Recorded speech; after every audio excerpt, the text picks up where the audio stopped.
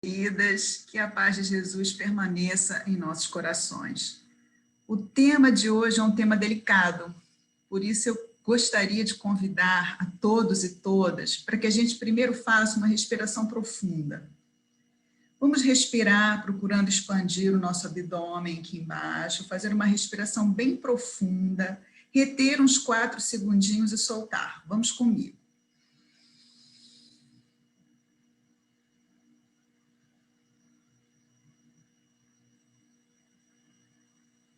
Ao fazer esse exercício, procurem de fato relaxar. E por que eu faço esse convite?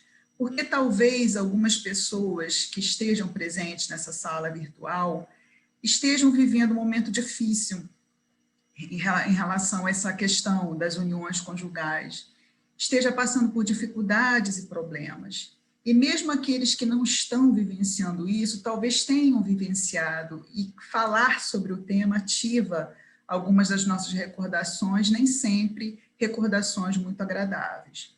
Então, nós vamos falar, na verdade, hoje sobre a questão do divórcio.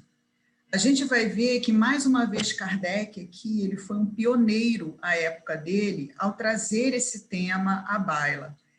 É um capítulo do Evangelho segundo o Espiritismo, capítulo 22, o único capítulo que não tem instrução dos espíritos, e um capítulo pequeno, mas que nos mostra a preocupação de Kardec com temas que eram temas, na época, considerados tabus, eram temas difíceis, na época dele também, e mesmo assim ele abordou, procurando analisar com a racionalidade, com a lógica dele, e de acordo com os princípios éticos que a doutrina já nos trazia à época. Qual é o caminho aqui da minha fala? É muito importante também a gente fazer uma contextualização histórica quando a gente pega determinados temas. Então, eu vou começar por aí. Como é que era essa questão na época que Kardec fez a codificação? Depois nós vamos ver, de maneira sucinta, o que Kardec traz no capítulo 22 do Evangelho. Em seguida, como que a literatura das obras subsidiárias se posicionou em relação ao tema ao longo dos anos aqui no Brasil e que modificações que ela sofreu nesse processo. Vamos também ver algumas colocações muito importantes que Joana faz em relação à questão do divórcio, entrar um pouquinho na psicologia e terminar, como eu costumo fazer, fazer um convite para vocês, para todos nós que aqui estamos. Eu coloquei no meu slide, em todos os slides, o meu e-mail. Esse slide eu costumo passar para alguém da direção da casa e depois peço para a pessoa colocar no grupo, porque muitas vezes a pessoa quer reler os slides, mas não quer assistir a gravação toda, então acho importante que isso seja disponibilizado também. Então, vamos lá.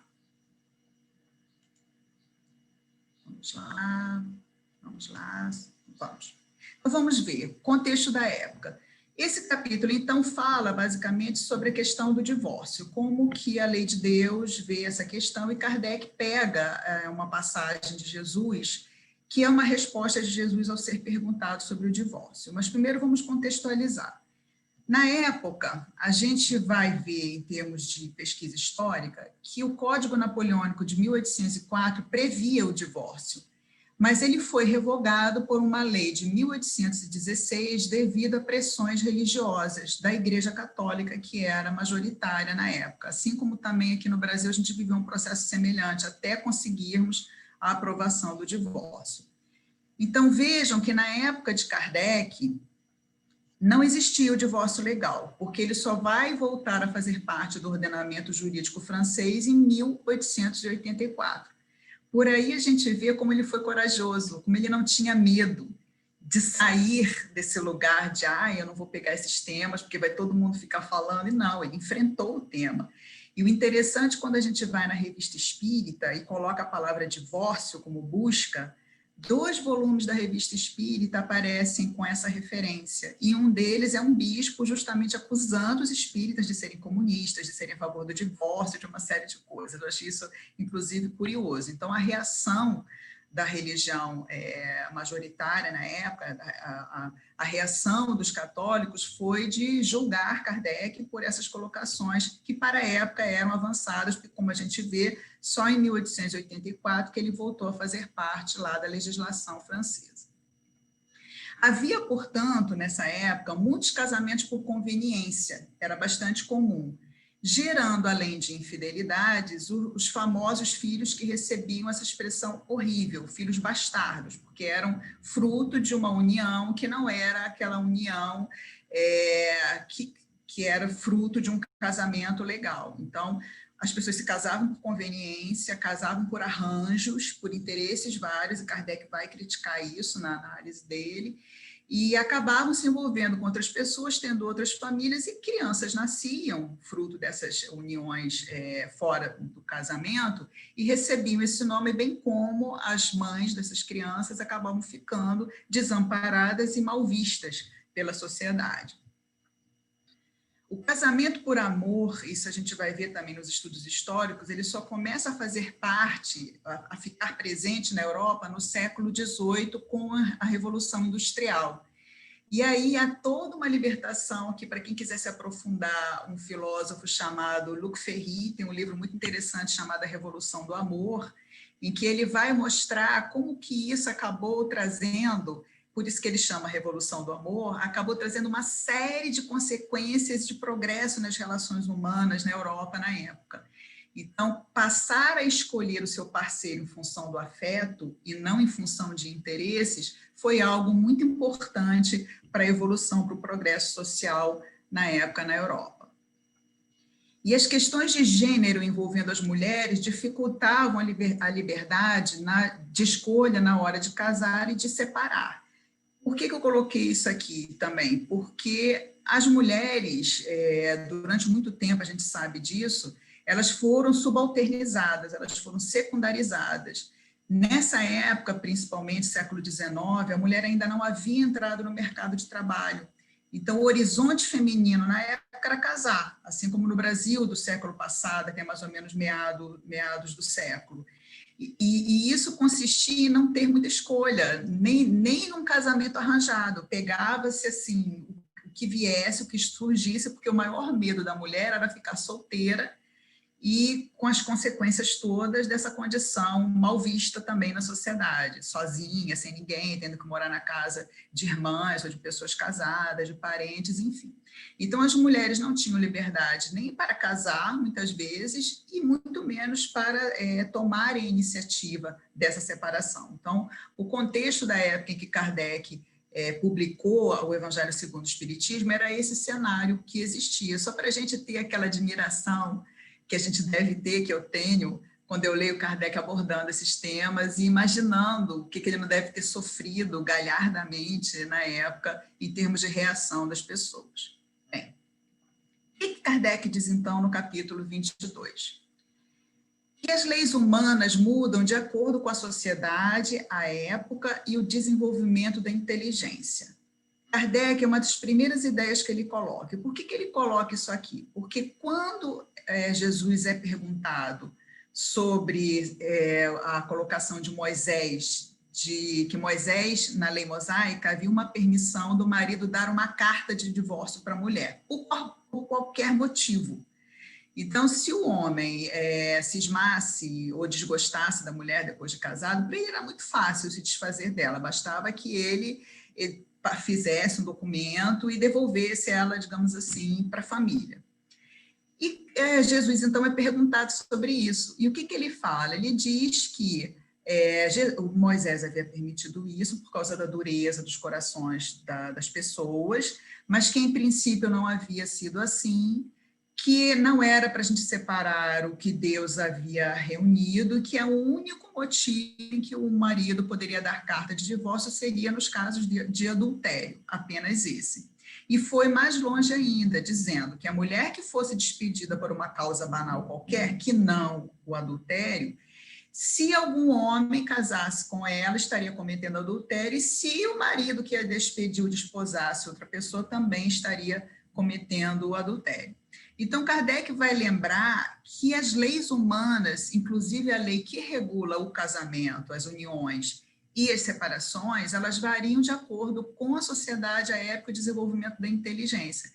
Isso a gente vê claramente no mundo atual. No Ocidente, essas questões já são mais tranquilas de separações legais, mas se a gente for para o Oriente, principalmente as sociedades, como a sociedade muçulmana, a gente vai observar que eles estão lá ainda com uma série de restrições quanto às separações, e inclusive quanto à liberdade da mulher na escolha do parceiro e também nesses processos de separação legal.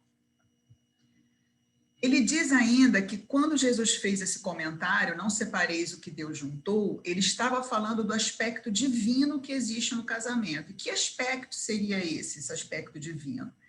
A afeição mútua, o amor que regula, e aí a mensagem inicial que foi lida sobre o amor foi uma mensagem muito bem escolhida, porque é exatamente esse o componente principal que Kardec vai chamar a atenção, quer dizer, não separeis o que Deus juntou por amor, por afeição. Então, a afeição mútua do casal, a transmissão desse amor aos filhos, com exemplo daquela união, com exemplo daquele envolvimento afetivo, que poderiam também ser, então, melhor educados e cuidados por aquelas duas pessoas. Esse é o componente divino a que Jesus se referiu, e não a união em si, não um papel que é assinado, e não meramente um processo legal. Casamentos feitos apenas para atender o orgulho, a vaidade e a cupidez se tornam infelizes e promovem uniões irregulares e tragédias. Então, Kardec traz aqui a crítica àquilo que a gente viu na contextualização histórica.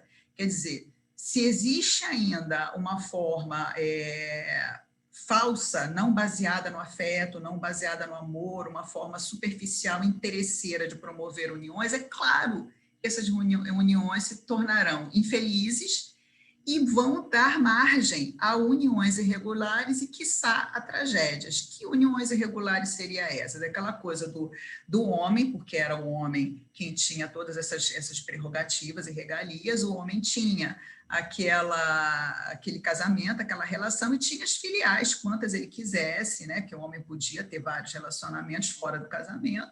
Isso não era mal visto pela sociedade, era compreendido como normal, a natureza do homem na época. Então, isso era permitido, essas uniões irregulares, com filhos fora do casamento, e muitas vezes ocasionava tragédias. Por que tragédias? Porque, em alguns casos, as mulheres também queriam fazer o mesmo, se apaixonavam, queriam ter relações de afeto, que as satisfizessem com outras pessoas, de sua escolha, de sua preferência, e ao serem descobertas, claro, como isso não era permitido a elas, os famosos duelos e crimes de honra, nesses casos, eram muito frequentes. Kardec vai lembrar que se sofria na época em relação a isso, porque a forma como se faziam os casamentos era uma forma errônea, era uma forma equivocada. Kardec, então, diz, e aqui eu fiz questão de botar em letras garrafais, que o divórcio é lei humana, que tem por objeto separar legalmente o que de fato está separado. E não é contrário à lei de Deus, companheiros, não é contrário à lei de Deus. E vocês vão ver porque que já vão ver porque que eu estou enfatizando isso. E ele termina esse item, ou esse capítulo, lá para o finalzinho, não me lembro muito bem se ele termina, dizendo assim: um dia perguntar-se-á o que é mais humano, caridoso, moral. Se encadear um ao outro dois seres que não podem mais viver juntos, ou restituir-lhes a liberdade. Olhem que coisa linda Kardec colocar isso em pleno século XIX, com as mudanças ainda a se fazer no finalzinho do século em relação a isso. Quer dizer, o que seria mais justo, o que seria mais lógico, o que seria mais humano? Prender pessoas que se detestam, que não se gostam, que estão infelizes, ou dar a elas a oportunidade de se libertarem? Bem, isso é o que está lá. O divórcio não é errado, duas pessoas que se casam e lá pelas tantas se descobrem incompatíveis, porque as pessoas mudam. Eu, por exemplo, me casei muito nova, mudei muito ao longo dos anos, de forma alguma eu sou hoje aquela Tânia de 18 anos atrás, porque me casei com 18 anos. Então, as pessoas mudam, nem necessariamente precisa casar tão nova, as pessoas mudam. Nós não temos, a nossa identidade ela não é imutável, ela não é fixa. Então, o casal, quando se conhece, muita coisa pode acontecer, que pode dar certo essa união, as pessoas podem ser felizes, ou pode dar ruim, como a meninada fala, né? Deu ruim, quer dizer, não está legal, as pessoas estão infelizes, aí fazer o quê? Ficar porque tem que ficar porque as pessoas acham que aquilo ali é um erro perante a lei divina, por exemplo. Claro que não, e Kardec aqui é bem enfático, eu gostaria de colocar isso de forma enfática. E por quê?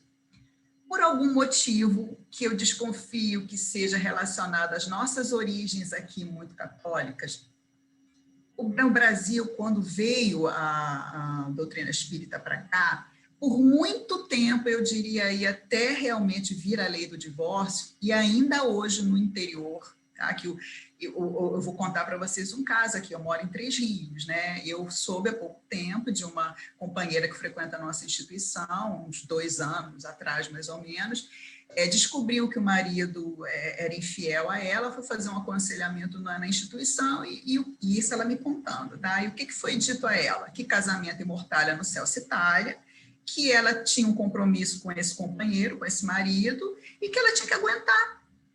Foi esse o conselho que deram para ela. E isso não é absolutamente algo assim raro acontecer. Então, há um equívoco aqui, porque se a gente for olhar Kardec, não é isso que Kardec fala, tá? Então, eu vou mostrar aqui para vocês como que isso também foi responsabilidade do que foi colocado por alguns espíritos nas obras subsidiárias. Então, vamos lá. E aí eu coloquei aqui, né, a revolução ou a evolução do tema nas obras subsidiárias brasileiras. E gostaria de lembrar vocês o seguinte: apenas os espíritos perfeitos não erram. Apenas os espíritos perfeitos se aproximam da verdade, seja o que for que a gente queira entender com essa palavra verdade. Os espíritos que se comunicam pela mediunidade do Divaldo hoje, que se comunicaram pela mediunidade de Chico Xavier, nenhum deles era perfeito. Concordam comigo? Nenhum deles era perfeito. Espíritos superiores, mas não perfeito. Então, se eles não eram perfeitos, eles podiam se equivocar em algumas questões? Sim. Eles podiam se deixar levar por sua própria bagagem de conhecimento? Sim. O médium poderia ter influenciado de alguma maneira algumas colocações? Evidente que sim, quem estuda mediunidade sabe disso. Então, houve claramente uma mudança no discurso dos espíritos ao longo dos anos. É isso que a gente vai passar a ver agora. Apenas em 1977, o divórcio é aprovado aqui no Brasil. Após um longo debate, né? O pessoal mais ou menos aí que acompanhou isso aí sabe que a coisa foi tensa, foi difícil. Nós temos, então, 2 períodos na produção mediúnica sobre o tema divórcio. Um que vai de 1950, que aí é a mediunidade de Chico Xavier, né, que apareceu, né, quando ele começou as primeiras produções. Então, a gente pega aí da produção do Chico, que eu acho que é até anterior a isso, mas eu coloquei década de 50, até meados da década de 70, e uma outra produção posterior a esse período. O primeiro período é marcado pelo quê? Né? Quando os espíritos Emmanuel, Joana, até 1970, quando eles tratavam do divórcio, qual era a tônica? Era marcado como sendo uma alternativa ao suicídio ou homicídio, ou seja, para evitar a delinquência, para evitar a morte do outro, de si mesmo, então divorcia, mas só em casos extremos, tá? A permanência no casamento infeliz para evitar o agravamento de débitos. Foi isso que a minha companheira, a minha amiga daqui escutou. Quer dizer, não interessa se ele foi infiel. Você sabia no plano espiritual, né, que ia casar com ele, sabia que é um espírito complicado, com questões complicadas que vocês têm. Então, é sua obrigação, você escolheu, fica. Tem que ficar. Então, sair foi dito a ela que seria um agravamento nos próprios débitos. E essas mensagens dizem que a responsabilidade recai sobre aquele que pede a separação, deixando o outro, né, numa posição extremamente confortável de quem não pediu a separação. Então, aquele que pede é que tem responsabilidade. Já o segundo período, após a aprovação da lei do divórcio, vejam bem, tá? Que se vocês forem pegar essas obras anteriores à década de 70, e aí vocês têm que olhar o copyright da obra, né? Que foi a primeira edição. Então, após a década de 70, o discurso muda. E por que o discurso muda? Porque, claro, esses espíritos superiores viram que nós estávamos, como diz Kardec, num outro momento do desenvolvimento da inteligência, num outro momento do desenvolvimento da nossa ordenação jurídica, das características das nossas relações sociais e conjugais, em que nós já estávamos possivelmente amadurecidos para olhar a questão sob um outro prisma. Então, o discurso muda. Isso aqui, gente, eu estou pegando, como eu gosto sempre de falar também, Chico e Divaldo. Não estou saindo daqui porque existe muita produção mediúnica que não tem como a gente pegar, porque são, inclusive, tem coisas, inclusive, antidoutrinárias lá. Então, eu gosto de ficar sempre com Chico e Divaldo para fazer esse tipo de análise. Então, esse segundo período, o que o discurso, o que caracteriza o discurso? O divórcio como uma solução para uniões infelizes, onde não há amor, uma escolha que deve ser respeitada e que condiz com imperativos pessoais de evolução. Então, houve uma mudança na fala dos espíritos superiores em relação ao tema, que tornou esse processo, ou deveria ter tornado esse processo, mais tranquilo nas nossas instituições do movimento espírita, mas nem sempre é isso que acontece. Por isso que é muito importante que a gente traga esse tema, não só em estudos, em palestras públicas como hoje, mas também em espaços em que isso possa ser discutido com mais profundidade, as pessoas possam colocar as suas dúvidas, as suas questões. Então, eu vou mostrar aqui para vocês, tá, o que eu estou falando. Então, eu vou mostrar aqui Emmanuel, por exemplo. Vejam esse trechinho que está no Livro da Esperança, que é de 1964. À frente, pois, das uniões menos simpáticas, saibamos suportá-las de ânimo firme. Suportar é ótimo, né? Divórcio, retirada, a rejeição e demissão, às vezes constituem medidas justificáveis nas convenções humanas, mas quase sempre não passam de moratórias para resgate em condições mais difíceis com juros de escorchar. Esses juros de escorchar, não sei vocês, mas me dá medo quando eu leio isso. Também um outro livro, um outro texto, Luz no Lar, 1968. Sendo assim, o divórcio, expressando desistência ou abandono de compromisso, é decisão lastimável, conquanto às vezes necessária, com raízes na responsabilidade do esposo ou da esposa que, a rigor, no caso, exercem as funções de chefe maquinista, porque ele faz uma metáfora aí do casamento como sendo um trem e as pessoas conduzindo. Então, vejam que coisa interessante isso aqui. Eu me dou como exemplo, né? Eu posso dar e falar de mim mesma. Eu fui casada há 29 anos, tive um casamento infeliz e fiquei casada há 29 anos, em parte por causa de Emmanuel, porque lia isso daqui e falava, meu Deus, e os juros de escorchar? Se eu pedia separação, e aí, meu Deus, toda a responsabilidade nas minhas costas, né? E a gente vai ver que não é assim, né? O casamento são duas pessoas.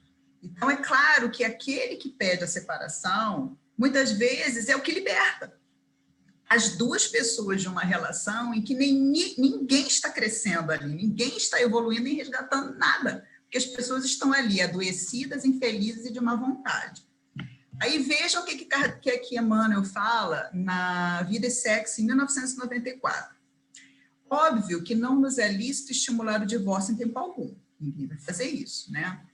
Ainda assim, é justo reconhecer que a escravidão não vem de Deus e ninguém possui direito de torturar ninguém à face das leis eternas. O divórcio, pois, baseado em razões justas, é providência humana e claramente compreensível nos processos de evolução pacífica.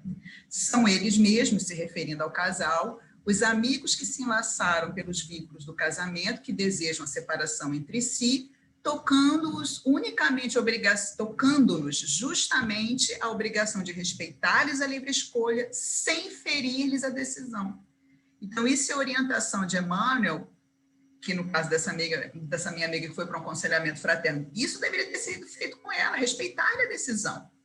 Claro que outras perguntas têm que ser feitas, mas se a pessoa está decidida, acha que aquela traição é algo assim, que ela não vai, de fato, aguentar, emocionalmente falando, Quem somos nós para dizer para ela que ela tem que ficar, porque aquilo é um karma, é um resgate, e ela tem que ficar ali, suportar de ânimo forte aquela situação. Então, vejam aqui nesses trechinhos como é que houve uma mudança no posicionamento de Emmanuel para acompanhar o progresso da nossa sociedade. Quando vocês receberam o PowerPoint, eu não coloquei aqui porque não ia dar tempo, eu coloquei nas anotações do PowerPoint trechos de Joana também, do antes e de depois, né, dos posicionamentos diferentes de Joana também.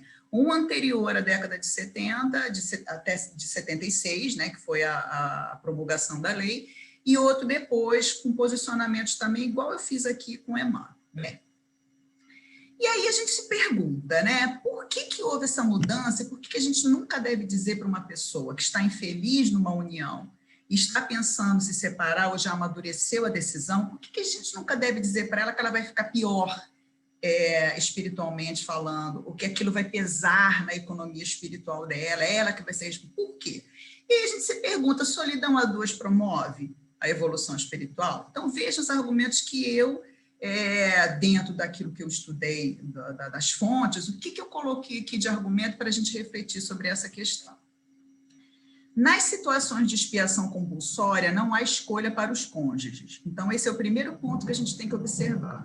Quando vamos imaginar, eu vou me usar como exemplo, se eu tivesse que, de fato, ficar num casamento por um resgate com meu ex-marido, porque eu precisava, de fato, casar, e a gente não tinha casado no Brasil, nem nascido no Brasil. A gente tinha casado onde, se fosse uma expiação de fato, obrigatoriamente eu tenho que ficar com aquela pessoa, aí eu teria me casado e nascido no Islã, um país muçulmano, onde não seria dada a liberdade para mim como mulher, e muito menos, e às vezes nem para ele, mesmo sendo um homem, muitas vezes não é fácil para isso também, né, nessas sociedades, homem pedir o divórcio. Então, se existe escolha, é porque não é uma situação de expiação tão compulsória assim. Se há essa margem, se há essa possibilidade de escolher. E isso aqui serve para tudo, tá, gente? Então, quando a lei fala assim, precisa passar, a própria lei nos situa num contexto social, histórico, relacional, que a gente não tem para onde fugir. E nem precisa ir para o mundo muçulmano, não. Uma vez eu fiz um aconselhamento também de uma pessoa, de uma senhora de uma certa idade, não muito idosa, mas uma certa idade, assim, né? Aí no início da terceira idade, pensando em se separar, mas uma senhora que não trabalhava, que tinha toda uma questão de dependência financeira desse cônjuge, e que para ela, na prática, apesar da gente tentar olhar todas as possibilidades, nem eu nem ela vimos de imediato, pelo menos, condições para que ela se libertasse daquela relação. Então, reparem que é questão da gente olhar. Eu, por exemplo, eu tinha essa possibilidade, olhando em volta, não no início de casada, mas aos 29 anos de casada, quando eu amadureci a decisão, eu tinha reunido essas possibilidades. Então, se de fato eu não pudesse sair daquele compromisso, eu não teria essa possibilidade, porque a própria lei se encarrega disso, de nos colocar naquela situação. Ninguém vem com a programação para o mal. Por que é importante a gente pensar nesse aspecto? Lembra daquela frase que o Emmanuel fala que a responsabilidade recai sobre aquele que pede a separação? Então, veja, vamos imaginar esse casal que eu dei o exemplo aqui de Três Rios, que a pessoa descobriu que o marido é infiel. Antes de encarnar, como que a gente estabelece a programação? É todo mundo muito bonitinho lá do outro lado, né? A gente faz 1 milhão de promessas, fala que vai se comportar, né? Não, você é outra pessoa. A gente combina isso, e o combinado não sai caro, como diz o pessoal, não é verdade? Então, a gente fala que vai se comportar. Quando o casal, aqui na Terra, um dos dois começa a aprontar, isso já sai daquilo que foi combinado. Isso já sai daquilo que foi combinado, não foi aquilo que foi acertado. Então, ninguém vem com essa programação para fazer o mal e o outro vai ter que aguentar, porque o mal nunca é programado, o mal é escolha. Então, se é um cônjuge, por exemplo, que quando eu me casei com uma pessoa, a pessoa não bebia, e a pessoa começa a beber, entrar num quadro de alcoolismo, escolha dela. Mas isso não estava pré-estabelecido. Essa circunstância de estar casada com um alcoolista não estava dito na minha encarnação passada. Então, essa questão de, não tem que ficar independente do que seja, do que o cônjuge apresenta, também ela tem que ser relativizada por causa disso. Generalizações não se aplicam a problemas humanos. Nós somos únicos como pessoas e nós somos únicos enquanto casais. Então, o que se fez aqui, como se faz em outros temas quentes? É errado se separar em qualquer circunstância, porque o casamento ele é acertado antes da encarnação e vai haver uma mudança de programação, então isso é errado.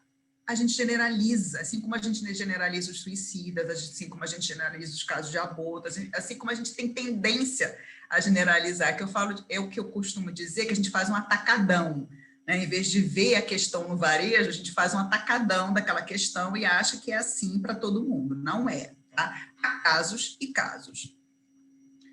O espírito não evolui pela força mesma das coisas, gente. Nem os casais. Lembra daquela questão que fala que o animal evolui pela força mesma das coisas? Não é assim com a gente. Então, se eu estou numa relação infeliz, se eu estou adoecida, se eu não suporto olhar na cara do meu companheiro, o que isso vai estar me acrescentando? Lembram daquela mensagem do capítulo 5º do Evangelho, bem e mal sofrer? O que isso vai me acrescentar? Agora, a gente não manda no coração. Eu não posso falar assim para mim, não, eu tenho que bem sofrer, então eu vou ter que rir, eu vou ter que gostar dessa pessoa, eu vou ter que suportar essa pessoa. Não é assim que a coisa funciona, porque o racional e o afeto são canais diferentes que a gente tem, até neurologicamente falando. Ficar num relacionamento, seja ele de 30, 40, 50, 70, que é uma inimizade íntima, que é uma daqueles casamentos em que as pessoas só estão ali contando os anos, isso faz o quê? Isso promove o quê em termos de evolução? Então, não é só ficar, é o como nós estamos ali dentro daquele contexto. Deixar-se humilhar, agredir, suportar infidelidades apenas pelo pretenso dever de um resgate é contribuir para o agravamento dos débitos de outrem. Isso aqui é muito sério. Não sei se vocês já pararam para pensar nisso, eu já fiz essa colocação, não me lembro qual foi o outro tema. Então, eu estou ali naquele casamento, vamos imaginar uma agressão doméstica, né? Eu começo a sofrer agressões verbais, tá? Não vou nem passar para física, né? Mas agressões verbais. Então, eu falo assim, não, mas eu tenho que ter paciência, eu tenho que ser tolerante, eu tenho que aguentar. E eu fico nessa posição de Marte, né? Martirizada naquela relação que me faz sofrer, procurando não fazer o mal, mas sofrendo aquele mal e deixando que o outro erre. E a gente vê na questão 573 do Livro dos Espíritos que nós temos, a missão do homem encarnado, instruir os homens. Então, se o meu companheiro, se a minha companheira me humilha, me agride e quebra o contrato com infidelidades, qual é o meu papel de espírito encarnado? Instruí-lo.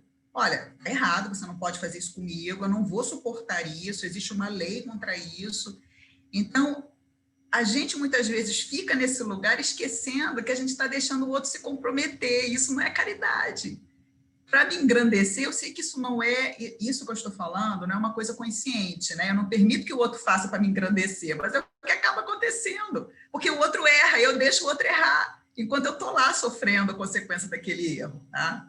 Bem, e finalmente, conflitos e desentendimentos fazem mais mal aos filhos do que o divórcio em si.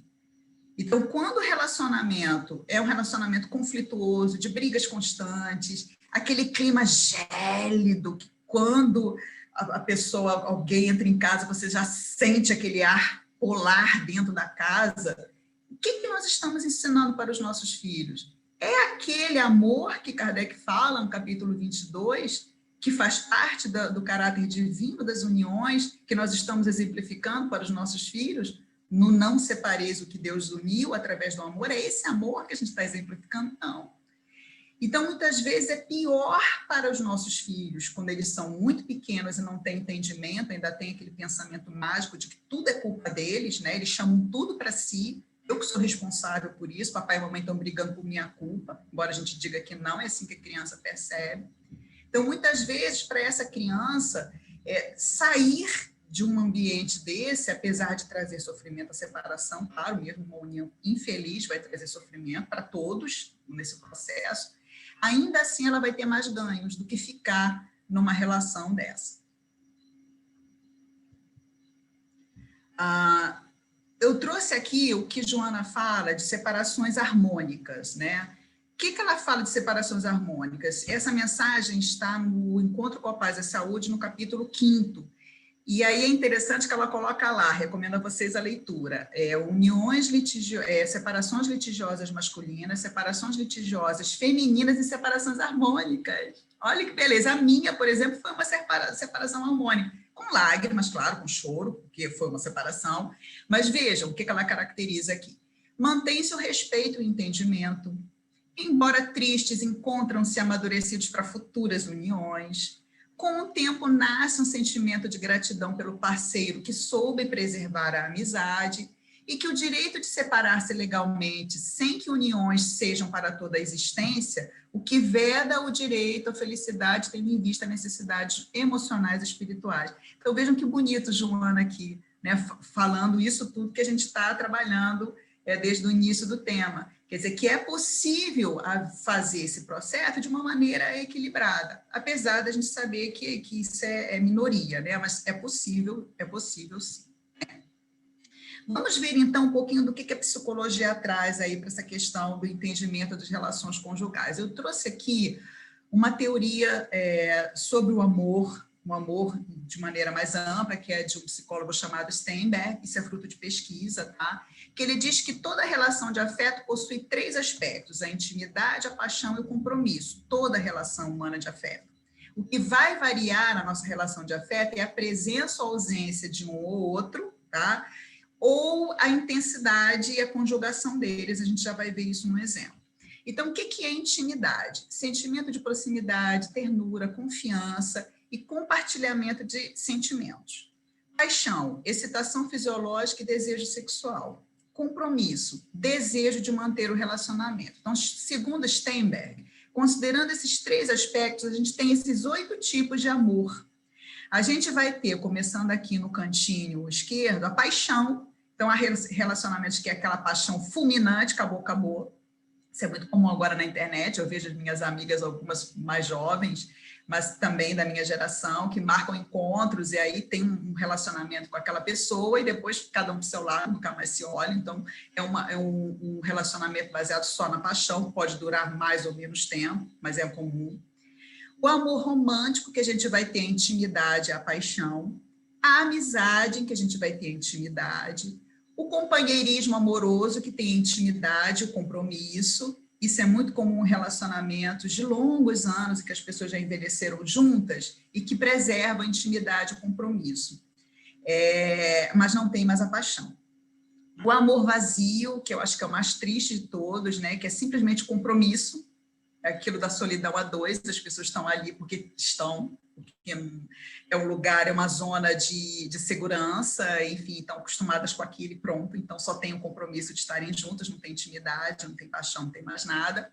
O amor fugaz, que tem uma paixão e um compromisso, mas não tem intimidade. E, finalmente, o que todos almejam, que é o amor que ele chama de consumado ou verdadeiro, que seria o amor que tem intimidade, paixão e compromisso. Esse é o relacionamento conjugal que todos anseiam, que é vendido nos livros, nos filmes, nas músicas, é esse amor verdadeiro. Mas reparem que, para além desse amor conjugal, que ele chama de consumado, que alguns autores colocaram, traduziram como verdadeiro, a gente tem outros tipos de amor que também são importantes e nos satisfaz a nossa necessidade emocional, principalmente a amizade, principalmente o companheirismo amoroso.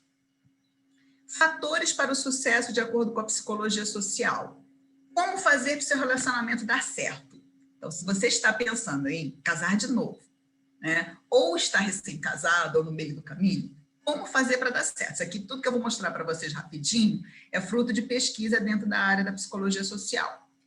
Sensibilidade de um parceiro para com o outro, validar os sentimentos mútuos, prestar atenção e validar, legitimar, confirmar esses sentimentos, E as habilidades de comunicação e gestão de conflito. Dependesse de mim, gente, seria lei. Todo mundo, todo casal tem que fazer um cursinho de comunicação não violenta, gente. Vocês já viram algum vídeo, alguma coisa sobre isso? Já leram um livro sobre comunicação não violenta? É maravilhoso e, assim, ajuda bastante nessa comunicação e para alcançar, de fato, sucesso, não só na relação conjugal, mas na relação pais e filhos, enfim.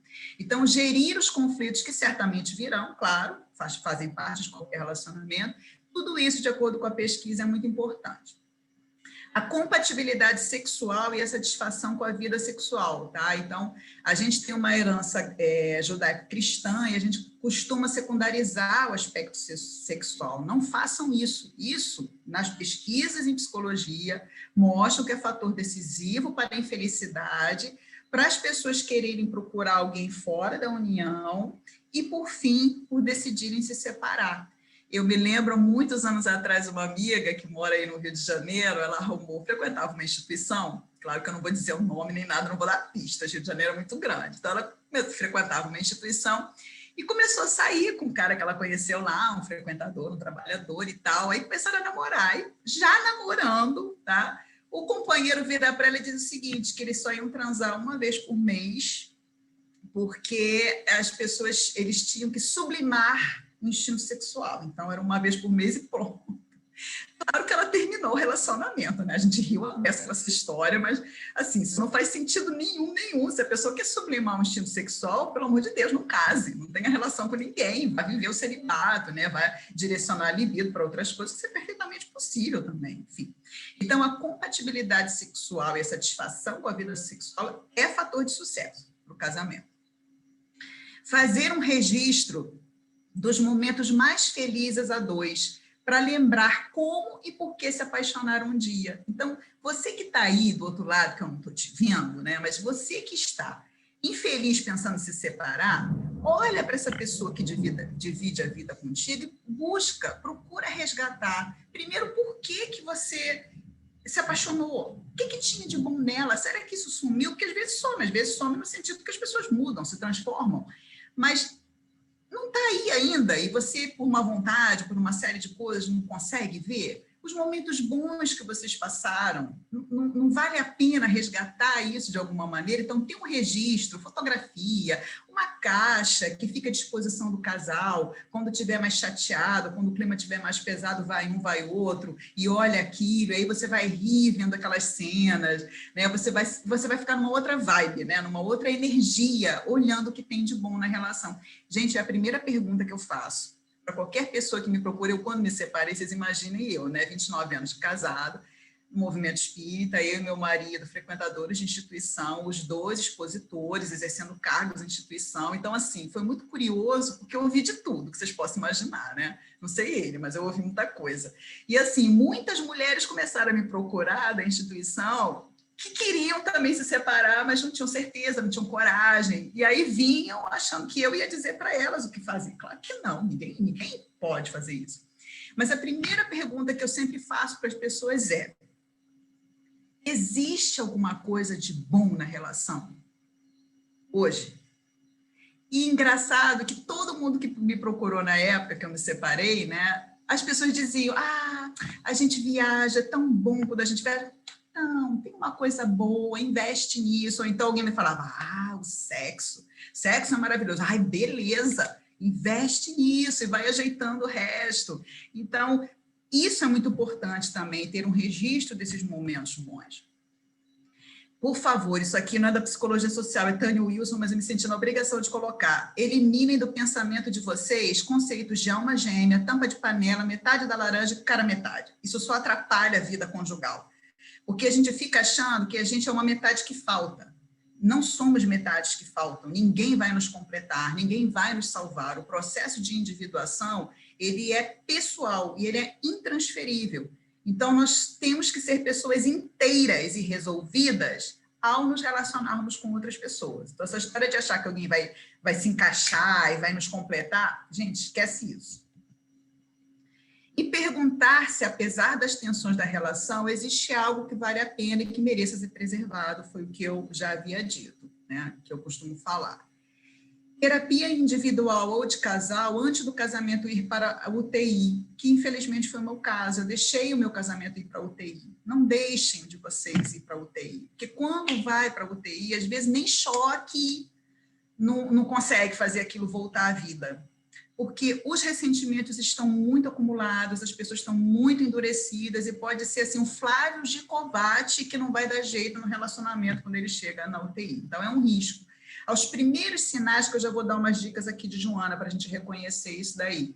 Já vai para terapia, gente, busca ajuda. Joana fala muito sobre isso, tá? Afinal de contas, a gente tem, né, um processo chamado egotismo, que a gente sempre acha que a culpa é do outro. Não, meu casamento não deu certo, porque o outro não soube me amar, eu era a plantinha que ele tinha que regar e não regou, nada disso. Eu tive minha parcela de culpa, assim como o outro teve, e a gente tem que ter ajuda para poder enxergar isso, tá? Isso não é fácil de enxergar sozinho, não. Sinais de alarme, segundo a Joana de Ângeles, né, para um casamento que não está legal e que a gente precisa fazer aquilo tudo que eu mostrei ali para vocês. Então, vejam que interessante que ela coloca aqui. Silêncios injustificáveis quando os esposos estão juntos. Tédio inexplicável ante a presença do companheiro ou da companheira. Ira disfarçada quando o consorte ou a consorte emite uma opinião. Saturação dos temas habituais versados em casa, fugindo para interminas leituras de jornais ou inacabáveis novelas de televisão, né? Aquela história da pessoa se isola dentro de casa e não quer nem dar ideia para quem está ali dentro. Irritabilidade contumaz sempre que se avizinha do lar. Desinteresse pelos problemas do outro. Falta de intercâmbio de opiniões. Atritos contínuos que ateiam fagulhas de irascibilidade capazes de provocar incêndios em forma de agressão dessa ou daquela maneira. Então, repare o que a Joana vai fazer aqui. Ela vai mostrar que a gente tem que prestar muita atenção nesse relacionamento a dois, porque nenhum casamento, gente, fica ruim, desanda. De repente, é um acúmulo de coisas. E aí a própria correria da vida, a questão da criação dos filhos, pode não parecer, mas quando os filhos nascem, aquilo é um estressor da relação. Por que os filhos são estressores alegres, né? Causam muita alegria, mas por que eles estressam a relação? Porque é um acréscimo de responsabilidades, de obrigações e de tarefas. E muitas vezes, aqui no Brasil, principalmente, a gente ainda não tem arrumado, na maioria dos casais, a questão de quem vai fazer as tarefas domésticas, quem vai dividir as tarefas do lar, que é uma das causas também de separação. Os casais começam a brigar, porque a mulher fica sobrecarregada. E o homem acha que é a mulher ainda que tem que fazer, e a mulher trabalha. Então, ela acaba com aquela dupla jornada, vive cansada, e porque ela vive cansada, ela não consegue energia, nem para namorar com o marido de noite, mas o marido quer namorar, porque não está tão cansado, porque ele não tem dupla jornada de trabalho, muitas vezes, né? Porque ele não colabora em casa. Então, a gente tem que ficar bem atentos, porque casamento, união conjugal, união a dois, qualquer tipo que seja união estável, é algo que precisa ser cultivado, é um projeto em que a gente precisa investir e avaliar com bastante frequência, para identificar onde é que a gente está tendo ali possíveis conflitos que vão nascendo, e o ideal do conflito é você conseguir divisar esse conflito antes que ele cresça, né, e aquilo assuma uma proporção terrível, ou então a gente joga de baixo para debaixo do tapete. É muito famoso também a questão que a mulher não esquece, ela arquiva, né? Então, às vezes, a pessoa tem 25, 30 anos de casar, ainda tem uma briga homérica, a mulher vai desfiar as reclamações e as insatisfações desde o primeiro ano de casada, porque a gente guarda tudo. E aí despeja tudo aquilo, de repente, que não tem como a pessoa lidar com aquilo tudo de uma hora para outra.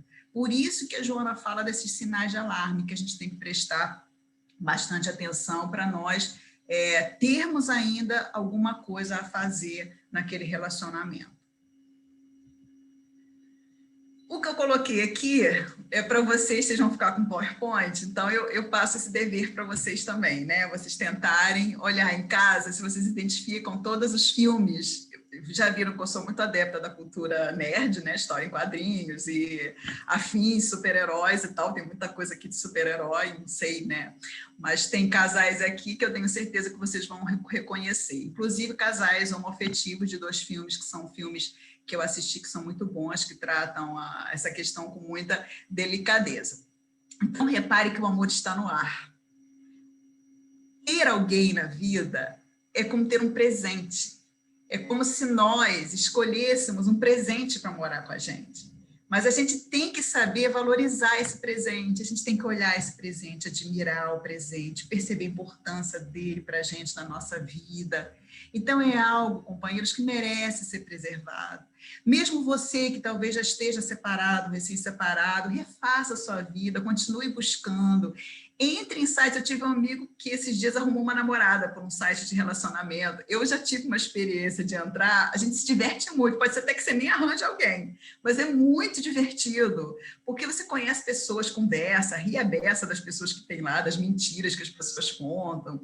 Então, não desistam nem de buscar esse laço afetivo, né, que seria alguém para compartilhar a vida, que isso é muito importante, nos ajuda nessa jornada, mas também não desista se você já tem uma relação. Por isso, eu passo aqui, né, eu botei um porta-retratos, porque aqui entra vocês, né, os casais que estão aí assistindo, sejam quais forem, com que idade de relacionamento que vocês têm. Então, imagina a fotinho de vocês aqui. Então, para os que ainda não casaram, ou para os que ainda vão casar, e agora eu lembrei de uma frase que diz assim, que o segundo casamento é o triunfo da esperança sobre a experiência.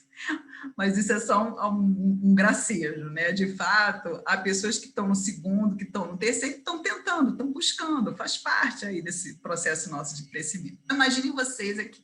As 2 questões que a gente tem que se colocar bastante é isso aqui, ó. Pense muito antes de casar. Pense muito. Porque juntar a escova de dente, juntar os chinelinhos na beirada da cama, traz a convivência, traz uma série de coisas junto com a convivência. Então, pense muito antes de casar. É uma decisão que tem que ser tomada com muita responsabilidade, com muita atenção, que não pode ser tomada assim, expressa, de forma aligerada. Mas também pense muito antes de se separar. Não por causa de karmas, não por causa de agravamento de débitos, nem nada disso, porque Deus tem recursos inesgotáveis para a nossa educação e reeducação constante. Então, isso aí não deve ser o nosso norte. Nós nunca devemos estar numa situação porque a gente acha que a gente deve estar. Pense muito antes de se separar, para não perder tudo aquilo que foi investido, para não perder aquele sonho que iniciou de uma maneira tão linda, tão alegre, com tantas vibrações boas envolvendo aquele casal, e que a gente deve, portanto, ter muito cuidado, muita atenção antes de tomar qualquer tipo de decisão. E que nessas decisões, seja para casar, seja para separar, que o Senhor nos abençoe sempre, companheiros. Que assim seja, Tânia. Muito obrigada